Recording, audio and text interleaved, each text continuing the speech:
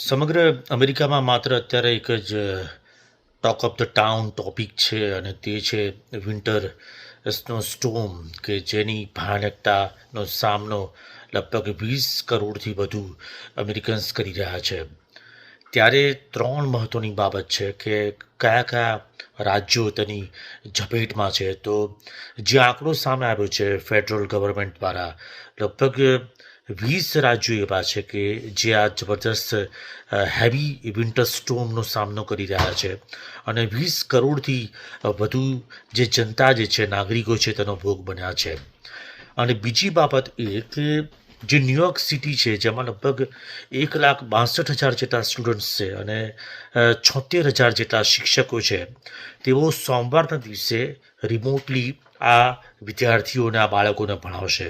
કારણ કે પર અવરે દર કલાકે 2 ઇંચ જેટલો એ સ્નો પડી રહ્યો છે, આકાશમાંથી હિમવર્ષા થઈ રહી છે. એટલે તમામ રસ્તાઓ બ્લોક છે. જે લોકલ એનજે ટ્રાન્ઝિટની બસીસ છે તે બંધ કરી દેવામાં આવી છે. બીજું, જે મેટ્રો ટ્રેન જે છે તેના અમુક જ રૂટ ચાલુ રાખવામાં આવ્યા છે અને લોંગ ડિસ્ટન્સની જેટલી પણ ટ્રેન જે છે, જ્યાં 20 રાજ્યોને જોડતી છે, તે બંધ કરી દેવામાં આવી છે. લગભગ 13,000થી વધુ ફ્લાઇટ્સ બંધ કરવામાં આવી છે. એકલા ન્યુયોર્ક શહેરની જો વાત કરીએ તો લગભગ 3,500થી 4,000 જેટલી ફ્લાઇટ રદ કરવામાં આવી છે, કારણ કે તમામ રનવે એ બરફથી ઢંકાઈ ગયા છે. પ્લેન ટેક ઓફ કરી શકે તેવી સ્થિતિમાં નથી. અને સૌથી મહત્ત્વની બાબત, જ્યારથી એ વાતની ખબર પડી કે આ હેવી સ્નો સ્ટોર્મ એ આવવાનો છે, શનિવારથી શરૂ થશે, પરંતુ રવિવારની રાતથી એટલે કે લગભગ 25મી જાન્યુઆરીએ લગભગ 3 કે 4 વાગ્યાથી 20 રાજ્યોમાં સૌથી વધુ તેની જે ઇમ્પેક્ટ જોવા મળી તે ન્યુયોર્ક છે, કનેક્ટિકટ અને ન્યૂ જર્સી, જેમાં સ્ટેટ ઇમરજન્સી ડિક્લેર કરવામાં આવી. એટલે જેટલા પણ લોકો હતા તેમને એમ હતું કે આવી સ્થિતિમાં, આવી ગંભીર સ્થિતિમાં જો ખાવા પીવાની ચીજ વસ્તુઓ નહીં મળે તો, જો તેઓ ઘરની બહાર નહીં જઈ શકે તો, કારણ કે સ્થિતિ જ એવી છે કે જે અત્યારે ખૂબ જ ભયાનક સિચ્યુએશનમાંથી દરેક વ્યક્તિઓ પસાર થઈ રહ્યા છે. અને એટલે જેટલા પણ કન્વિનિયન્સ સ્ટોર હતા, જેટલા મોટા મોલ હતા, જેટલા હોલસેલ સ્ટોર્સ છે, જેવા કોસ્કો છે, વોલગ્રીન છે કે વોલમાર્ટ છે કે શોપરાઇટ છે, આવી તમામ જગ્યાઓ પર ખાવા પીવાની ચીજ વસ્તુઓની અછત વર્તાતી જોવા મળી. એ દૂધના કેન હોય, હાલ તો અમૂલના પણ દૂધના કેન મળી રહ્યા છે, જેટલી પણ ગ્રોસરીઝ છે, શાકભાજીઓ છે, આ બધા જ શેલ્ફ એ ખાલીખમ થવા લાગ્યા. લોકોએ રિસર્ચની દોટ લગાવી અને એ તમામ ગ્રોસરી સ્ટોર્સમાં તેઓ પહોંચી ગયા કે જો આ સ્ટોર્મ તેની તીવ્ર ગતિ પર પહોંચી જશે, આ જો આ સ્ટોર્મ લંબાશે, જો રસ્તાઓ તાત્કાલિક ધોરણે નહીં ખુલ્લા કરવામાં આવે, જો તેઓ તેમના નોકરી ના ધંધાના સ્થળે નહીં પહોંચી શકે, તેમને વધુ દિવસ ઘરમાં રોકાવાની ફરજ પડી, તો આપણે આટલા દિવસ શું કરીશું?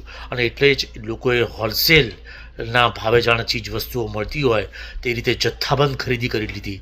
અને એટલે જ જોવા મળી રહ્યું છે કે તમામ એવા સ્ટોર્સ છે, મોલ્સ છે, આવા હોલસેલ જે બજારો જે છે, જે સ્ટોર્સ છે, તેમાં તમામ ચીજ વસ્તુઓની અછત વર્તાતી જોવા મળી હતી. અમે પણ આવી રીતે પહોંચ્યા હતા, અમારા ફેમિલી મેમ્બર્સ, અને જોવા મળ્યું કે દૂધ હોય કે શાકભાજી હોય કે ગ્રોસરી હોય કે બ્રેડ હોય કે બટર હોય કે ચીઝ હોય કે શાકભાજી હોય, તમામ ચીજ વસ્તુઓ ફટાફટ ખાલી થવા લાગી, જાણે કે મફતના ભાવે મળતી હોય. લોકો પેનિકમાં આવી ગયા કે ઘરની બહાર નીકળી નહીં શકાય, તો પછી ખાવા પીવા માટે કંઈક તો ચીજ વસ્તુ જોઈશે. એટલે બસીસ બંધ છે, જે ફ્લાઇટ્સ કેન્સલ કરવામાં આવી છે સન્ડે અને મંડેની, એટલે લોકો પોતાના વર્ક પર જઈ શકશે કે નહીં, એટલે સતત તેઓ તેમના ઓફિસીસ મેનેજમેન્ટ સાથે સંપર્કમાં છે અને એ મેસેજની રાહ જોઈ રહ્યા છે કે તેમણે ઓફિસમાં જવાનું છે કે નથી જવાનું, કે પછી તેમણે પીટીઓ લઈને, પેડ ટાઈમ ઓફ લઈને, તેમણે કોલ આઉટ કરીને તેમણે ઘરમાં જ આ ઇમરજન્સીવાળા સ્ટેટમાં તેમણે રોકાવું પડશે. તો આવી પળેપળની માહિતી જે હું આપને આપી રહ્યો છું, તો તમને છેલ્લા એક વિઝ્યુઅલ્સ હું તમને લાઈવ બતાવી દઉં કે સિચ્યુએશન આખરે કેવી છે, જેની હું ચર્ચા આપણે કરી રહ્યો છું. આ લાઈવ દ્રશ્યો આપ જોઈ રહ્યા છો કે ચારે તરફ બરફની ચાદર એ છવાઈ ગઈ છે અને આ રીતે જે બરફને જે પાથમાંથી હટાવવા માટેના મશીનો જે આપ જોઈ રહ્યા છો કે કંઈક આ રીતે લોકો ચાલી શકે તે માટે એક એવું મશીન કે જે બાજુમાં ઢગલો કરી દે સ્નોનો, કારણ કે સતત આ રીતે દર કલાકે લગભગ 1.5 થી 2 ઇંચ જેટલો હિમવર્ષા થઈ રહી છે. અને આ સિચ્યુએશનના કારણે ખબર નથી પડતી કે ખરેખર ચાલવાનો રસ્તો કયો છે, કારણ કે ચારે તરફ બરફની ચાદર જે ઢંકાઈ ચૂકી છે અને તેને કારણે દૂર દૂર સુધી તમે જોશો તો તમને માત્ર ને માત્ર બરફ જોવા મળશે. અને આ સિચ્યુએશન સોમવારે એટલે કે 26મી જાન્યુઆરી એના દિવસે પણ બપોરના 1 વાગ્યા સુધી આ રીતે જ જોવા મળશે, કારણ કે હિમવર્ષા તેની તીવ્ર ચરમસીમા પર જોવા મળે. તો દોસ્તો, મારે તમને આ માહિતી પહોંચાડવી હતી, લેટેસ્ટ માહિતી પહોંચાડવી હતી. થેન્ક યુ સો મચ આ વિડીયોને જોવા બદલ. આપને ફરી એકવાર આપને પ્રાર્થના અને વિનંતી કે આપને જો આ વિડીયો ગમ્યો હોય, આ માહિતી ગમી હોય તો સમીર શુક્લ વ્લોગ્સ મારી યુટ્યુબ ચેનલ છે તેને આપ સબસ્ક્રાઈબ કરશો, લાઈક કરશો, આપના ફ્રેન્ડ્સ અને પરિવારજનોને આ માહિતી જરૂરથી મોકલજો.